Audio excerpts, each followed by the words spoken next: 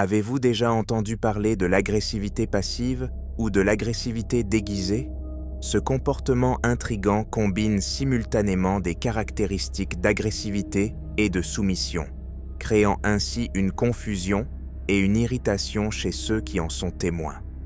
L'agressivité passive est une manière subtile et dissimulée d'exprimer son ressentiment ou sa colère, tout en évitant un affrontement direct. Ce comportement englobe une série d'actions qui, bien qu'elles ne soient pas explicitement hostiles, peuvent causer un grand malaise et perturber les relations. L'agressivité passive est une forme d'expression de mécontentement, de colère ou de frustration qui est calculée et cachée, évitant ainsi toute confrontation ouverte.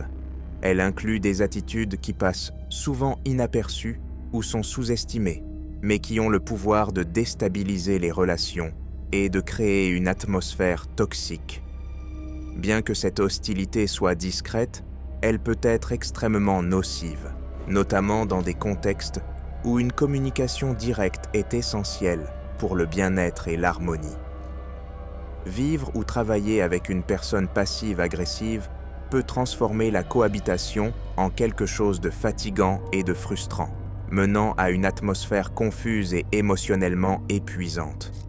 Dans cette vidéo, nous explorerons 6 signes révélateurs que vous pourriez côtoyer une personne affichant ce type de comportement afin que vous puissiez identifier et mieux comprendre cette dynamique. Le premier signe est la négation constante des sentiments de colère. Les personnes passives-agressives admettent rarement qu'elles sont irritées, même lorsque leurs actions suggèrent le contraire. Si elles sont confrontées à leurs véritables sentiments, elles leur répondront généralement qu'elles ne sont pas en colère. Cependant, cela ne signifie pas que toute personne qui nie être en colère est passive-agressive, mais dans le cas de celles qui le sont, cette négation s'accompagne souvent d'un comportement qui trahit une hostilité dissimulée. Ces personnes évitent d'exprimer ouvertement ce qu'elles ressentent, car elles ne se sentent pas à l'aise d'admettre leur colère ou de gérer des conflits directs. Elles préfèrent exprimer leur mécontentement de manière plus subtile, ce qui peut inclure un éloignement émotionnel, un silence prolongé ou une attitude constamment renfrognée. Ces comportements, bien qu'ils puissent sembler inoffensifs, ont le potentiel d'empoisonner l'environnement et de créer une sensation de malaise continu. Un deuxième signe révélateur est la tendance à révéler leurs véritables émotions par des actions et des comportements, comme prendre ses distances ou rester silencieux, plutôt que de verbaliser ce qu'elles ressentent vraiment. Les personnes passives-agressives sont souvent perçues comme manipulatrices, car elles parviennent à altérer l'ambiance émotionnelle d'une situation sans prononcer un mot. Cette manipulation silencieuse peut être incroyablement efficace pour générer tension et malaise, car il est difficile de la confronter ou de la corriger.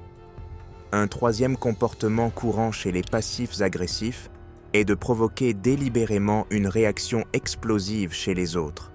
Même s'ils évitent de parler directement de leurs sentiments, ces personnes veulent souvent que les autres sachent à quel point elles sont mécontentes. Pour ce faire, elles peuvent recourir à des critiques déguisées en compliments, à de fausses gentillesses ou même à des oublis intentionnels. Tout cela est fait dans le but de provoquer l'autre personne, transférant ainsi sur elle la colère qu'elle ressente. Un autre signe classique d'agressivité passive est la sabotage déguisé en coopération. Il est courant que ces personnes acceptent verbalement d'effectuer une tâche, mais leur exécution est lente, négligée ou incomplète.